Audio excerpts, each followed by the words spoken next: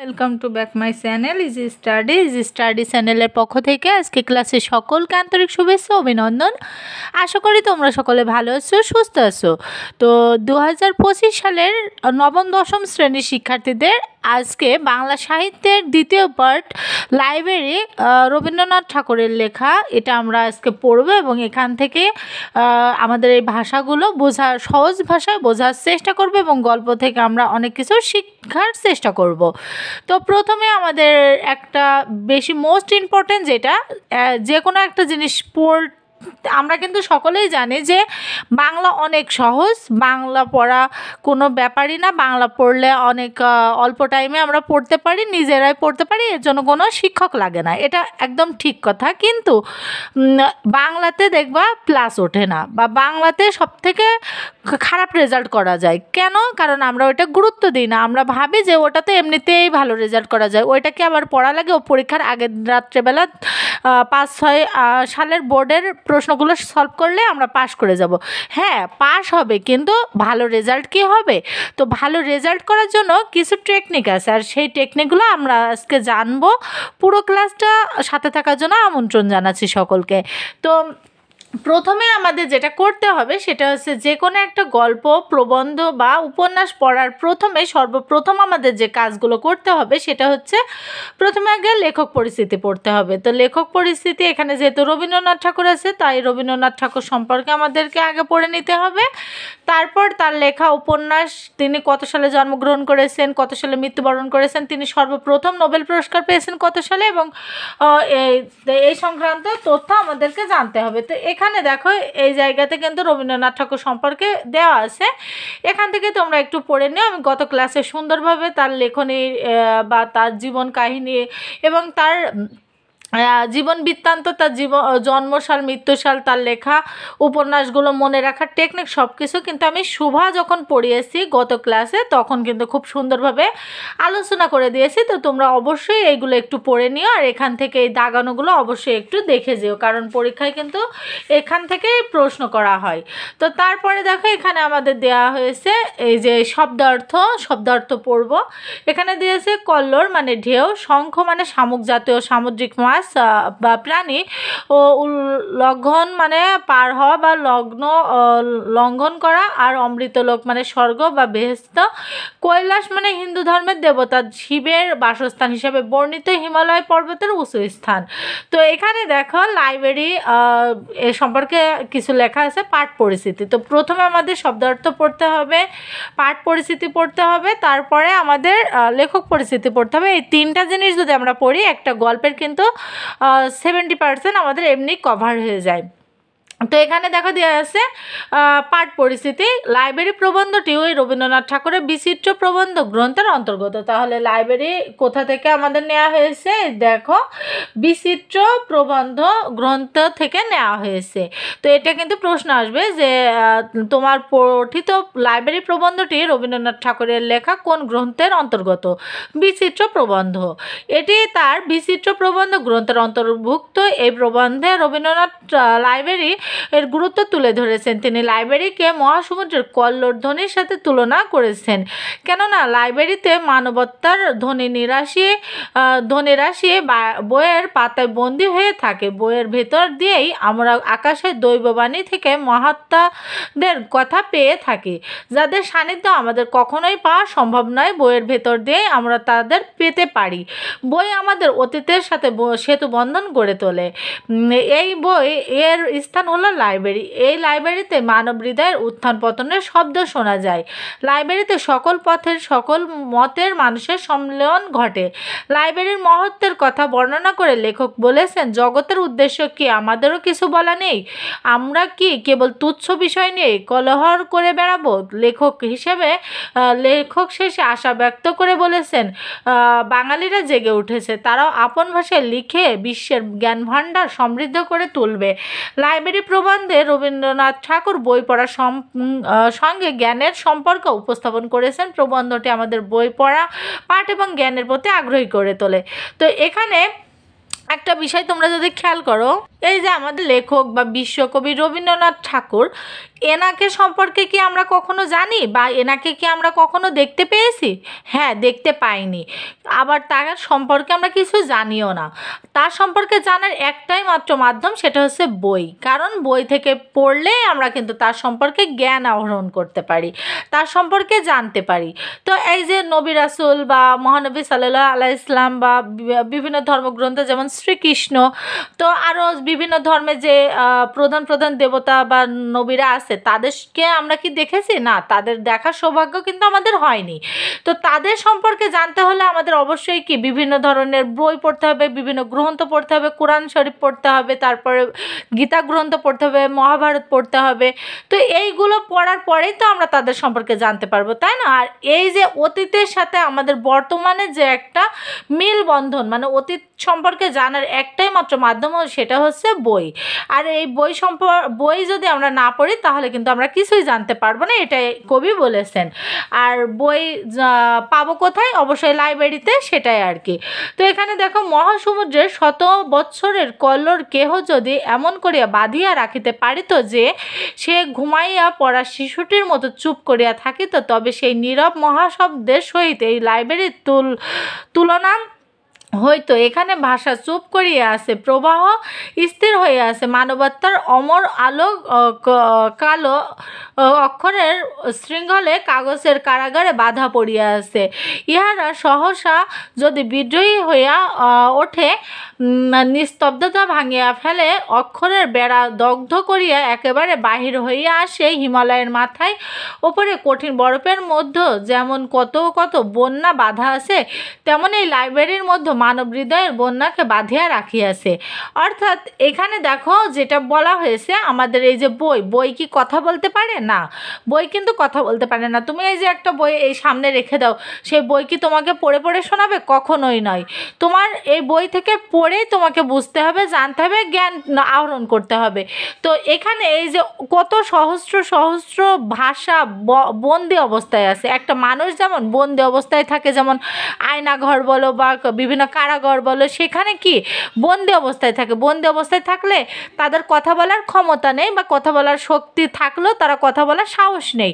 তো এখানেও দেখো কত শব্দ, কত অক্ষর, কত ভাষা কিন্তু এখানে আবদ্ধ আছে, কত কলমের কালি এখানে আটকে আছে, কিন্তু কেউ কখনোই নিজের মুখ থেকে কথা বলতে পারে না। এখানে কত মানুষের জীবন কাহিনী বন্দি অবস্থায় আছে। এই যে লাইব্রেরির মধ্যে মানব হৃদয় বন্যাকে বাঁধিয়া রাখিয়েছে। এই যে একটা লাইব্রেরিতে কত সহস্র মানুষের জীবন কাহিনী লেখা থাকে, কত লেখকের জীবন কাহিনী লেখা থাকে, সেগুলোই আর কি বলা হয়েছে।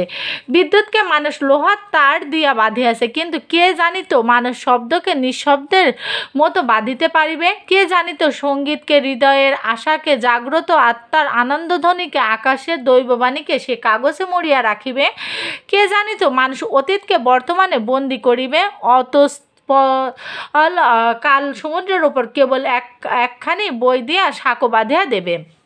তো এখানে যে বিষয়টা তোমাদের কিন্তু প্রশ্ন হতে পারে যে লাইব্রেরি প্রবন্ধটি কোন ভাষায় লেখা, চলিত ভাষায় নাকি সাধু ভাষায়? অবশ্যই কিন্তু এখানে সাধু ভাষা ব্যবহার করেছেন আমাদের লেখক।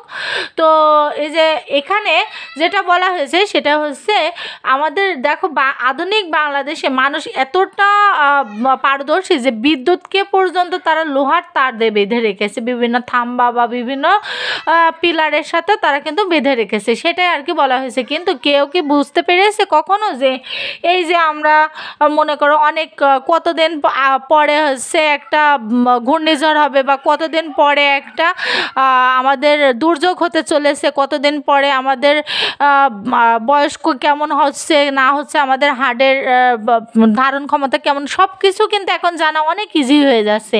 কিন্তু এমন একটা সময় ছিল কেউ কখনো ভাবতেই পারেনি যে এগুলো আসলে মানুষ করতে পারে। মানুষ আগে ভাবতো কি, পাথরে আগুন ধরাতো, পাথরের মাধ্যমে আগুন ধরিয়ে পশু পাখি হত্যা করে খাবার খেতে, এটাই কিন্তু তাদের জীবন ছিল। তো সেটাই আর কি বলা হয়েছে। তো তারপরে এখানে দেখো বলা হয়েছে লাইব্রেরির মধ্যে আমরা সহস্র পথের চৌমাথার উপর দাঁড়িয়ে আসি, কোনো পথ অনন্ত সমুদ্রে গিয়াছে, কোনো পথ অনন্ত শিখরে উঠিয়াছে, কোনো পথ মানব হৃদয়ের অতল স্পর্শে নামিয়াছে। যেদিকে ধাবমান হও কোথাও বাধা পাইবে না, মানুষ আপনার পবিত্রাণকে এতটুকু জায়গার মধ্যে বাঁধিয়া রাখিয়াছে। তার মানে দেখো এখানে যে বিষয়টা আমাদের কিন্তু একটা লাইব্রেরিতে যাওয়ার পরে আমরা কি দেখতে পাই, অনেক উঁচু উঁচু তাকে অনেক বড় বড় বই আছে, সেগুলো কি এক একটা বই কিন্তু এক একটা সমুদ্রের সমান। একটা সমুদ্রে যেমন শেষ দেখা যায় না, ঠিক বই কিন্তু একটা লাইব্রেরিতে গেলে ঠিক তেমন, সেখানে জ্ঞানের কোনো সীমাবদ্ধ নেই, সেখানে জ্ঞানের সমুদ্র, সেখানে মানব হৃদয়ের একটা স্পন্দন সেখানে কাজ করে, একটা মানুষের অনন্ত শিখর, অনন্ত মানে কি যার কোনো শেষ নেই। তো সেই বিষয়গুলো যার কখনো শেষ নেই, কোথাও বাধা নেই, চিরদিনই নদীর মতো ধাবমান, সেখানে কিন্তু শুধুমাত্র জ্ঞান আর জ্ঞানের সমাহার। তো শঙ্কের মধ্যে যেমন সমুদ্রের শব্দ শোনা যায়, তেমনি এই লাইব্রেরির মধ্যে কি হৃদয়ের উত্থান পতনের শব্দ শুনিতেছ। এখানে জীবিত মৃত ব্যক্তির হৃদয় পাশাপাশি এক পাড়ায় বাস করিতেছে। বাস ও প্রতিবাদ এখানে দুই ভাইয়ের মধ্যে একসঙ্গে থাকে। সংশয় ও বিশ্বাস, সন্ধান ও আবিষ্কার এখানে দেহে দেহে লগ্ন হইয়া বাস করে। এখানে দীর্ঘ প্রাণ স্বল্প প্রাণ পরম ধৈর্য ও শান্তির সহিত জীবনযাত্রার নির্বাহ করিতেছে, কেহ কাউকে উপেক্ষা করিতেছে না। কত নদী সমুদ্র পর্বত উল্লঙ্ঘন করিয়া মানবের কণ্ঠ এখানে আসিয়া পৌঁছাইয়াছে। কত শত বৎসরের প্রান্ত হইতে এই স্বর আসিতেছে, এখানে আলোকের জন্ম সঙ্গীত গান হইতেছে। অমৃতলোক প্রথম আবিষ্কার করিয়া যে মহাপুরুষ যে কোনোদিন আপনার চারদিকে মানুষকে ডাক দিয়া বলিয়াছিলেন, তোমরা সকলে অমৃতের পুত্র, তোমরা দিব্যধামে বাস করিতেছ, সেই মহাপুরুষদের কণ্ঠ সহস্র ভাষায় সহস্র বৎসরের মধ্য দিয়া এই লাইব্রেরির মধ্যে প্রতিধ্বনিত হইতেছে। এই বঙ্গের প্রান্ত হইতে আমাদের কি কিছু বলিবার নাই? মানব সমাজকে আমাদের কি কোনো সংবাদ দিবার নাই? জগতের একতান সঙ্গীতের মধ্যে বঙ্গদেশে কেবল নিস্তব্ধ হইয়া থাকিবে। আমাদের পদ প্রান্তস্থিত সমুদ্র কি আমাদিকে কিছু বলিতেছে না? আমাদের গঙ্গা কি হিমালয়ের শিখর হইতে কৈলাসে কোনো গান বহন করিয়া আনিতেছে না? আমাদের মাথার উপরে কি তবে অনন্ত নীলাকাশ নাই? সেখান হইতে অনন্তকালে চিরজাতিময় নক্ষত্রলিপি কি কেহ মুছিয়া ফেলিয়াছে?